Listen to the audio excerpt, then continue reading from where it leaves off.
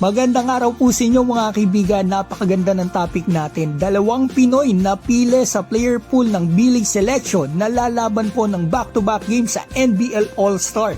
Tama po, B-League Selection versus NBL Australia ngayong June, si Kiefer Ravena at AJ Edu. Pero bakit hindi nakasama si Kai Sotto kung ito ay hakbang ng B-League para makaproduce ng 5 NBA players by 2030? Wala nang paligoy-ligoy pa mga kaibigan, di ba magpartner na po ang NBL at Japan B-League? So ito po yung unang nilabas ng B-League, ang B-League Global Games 2025, B-League Select Team versus Australian NBL Selection. Ito nakasulat dito, basahin po natin. In order to achieve one of the B-League midterm business plans, produce 5 NBA players by 2030, the team B-League United was formed. So ang B-League United o selection team nila na ito ay hakbang para makapag-produce sila ng 5 NBA players by 2030. Pag may mga exhibition games sa teams overseas like NBL at NBA Summer League or NBA Preseason, kasi partner na din po sila ng NBA mga kaibigan, at kasama ito sa goal nila, sinabi ng chairman ng B-League, malamang ito din po ang makita natin na team o possible din ang team na ito. Ang player pool, eto na po mga kaibigan, nilabas na nila nitong nakaraan lang. 31 players mga kaibigan, sino maswerteng andito? Sa first 10 yan, nakikita natin mga imports at Japanese. Andito yung teammate ni Kai na si Tim Suarez na Brazilian. Sa 11 to 20, makikita natin nakakasama ng ating kababayan ni si Kiefer Ravena. At ito sa 21 to 31, nakakasama naman si AJ Edu mga kaibigan niya ang kita natin.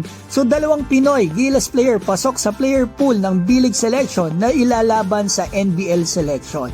Ang pinagtataka ko po kung bakit hindi kasama dito si Dwight Ramos, dalawa yung nakuha sa team niya. Wala din dito po yung mga national team players ng Japan, sila Togashi, Yudai Baba, sina Hijima. Wala din po yung MVP na liga at yung mga mythical 5, at wala rin ang ating pambato na si Kai Sotto na NBA prospect ng Japan B-League, Mr. Double-Double, dominating sa Japan at FIBA Games.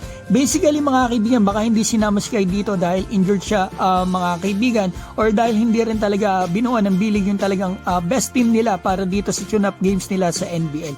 Pero kung sakaling hindi injured si Kai at hindi siya makasama dito sa mga selection ng B-League, ay ewan ko nilang mga kaibigan, baka iba na yan. Pero baka pag NBA Summer League or NBA Preseason na laro nila, baka dyan talaga makasama yung mga best players ng B-League, at dyan makakasama na sila Kai Sotto, sila Ramos, sila Togashi, sila Newbill, yung mga MVP at Mythical 5. At eto mga kaibigan, malapit na pala to, sa June 28 and 29, ang venue po ay dito sa Japan.